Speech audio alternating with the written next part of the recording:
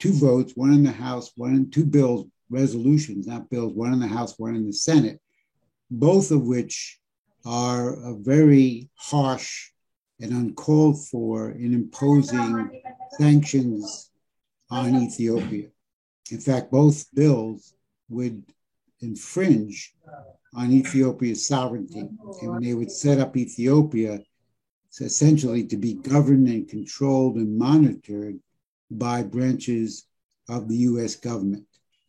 Now, these bills, these resolutions are part of a policy which is ongoing by the United States, let's say, establishment, the geopolitical establishment, to weaken the government of Prime Minister Abiy Ahmed. In fact, there was just an article published in the Washington Post calling for harsher sanctions aimed at the Prime Minister himself. So therefore, the policy continues. My concern is that the geopolitical establishment wants to weaken the Prime Minister, wants to promote the TPLF, Tigrayan People's Liberation Front, so that the government of Ethiopia cannot carry on its own independent sovereign policy. The State Department, on the surface, appears to be taking a softer position, but I would not put much credence in this because the president, Joe Biden, has authority in the Democratic Party, and he can make sure that these bills, these resolutions, never even come up for a vote. And my concern is that the Ethiopian government does not understand the manipulation that's being used against the prime minister and against the Ethiopian government, playing the resolutions in the House and the Senate as the harsh hard cop, and then trying to appear to Prime Minister Abiy that the State Department really wants to cooperate with him. I think both are going on at the same time to manipulate the government of Ethiopia.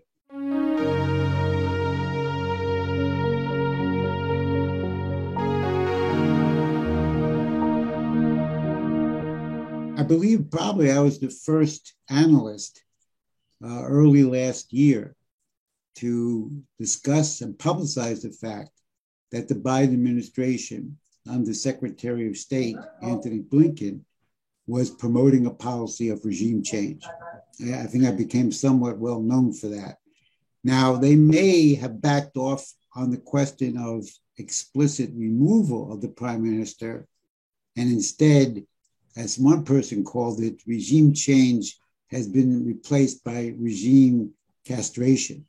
That is to weaken and make impotent the central government by playing up the ethnic group, the Tigray People's Liberation Front.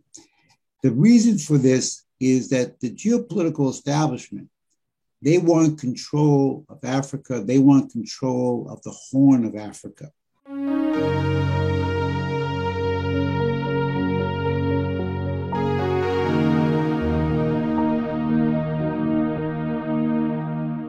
You have an American presidency, and then, of course, you have the Congress. Now, the Congress is controlled by the Democratic Party at this point. Nancy Pelosi is the Democratic Party leader of the House of Representatives.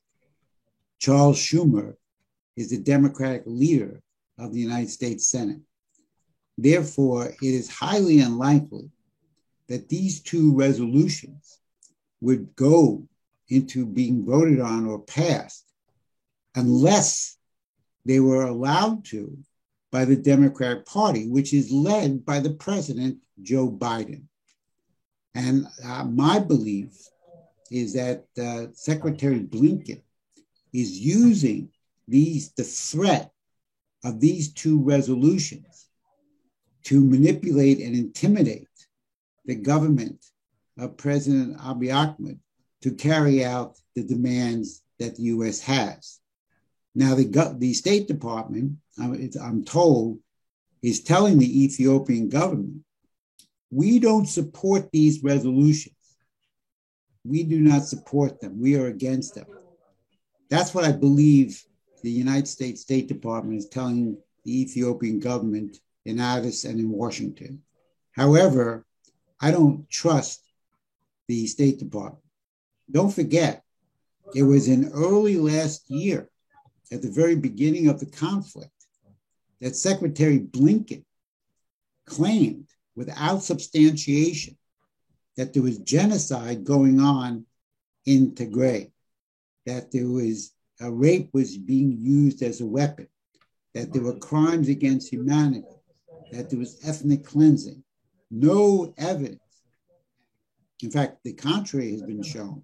No evidence was ever presented. This came from CNN, a news media outlet, with no independent intelligence gathering by the United States. Yet, the Secretary of State made these claims. And those claims fueled the entire year of 2021 in attacks against Ethiopia's sovereignty by the West. And Blinken was able to influence the president, Joe Biden, who I don't think follows Ethiopia or Africa very closely.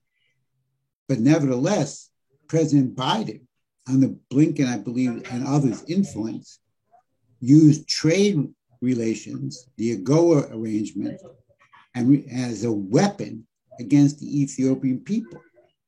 Now, I find it hard to believe that this State Department, which initiated the claims of genocide and ethnicity, and is punishing Ethiopia economically, punishing the workers in Ethiopia to this day by removing the AGOA arrangement.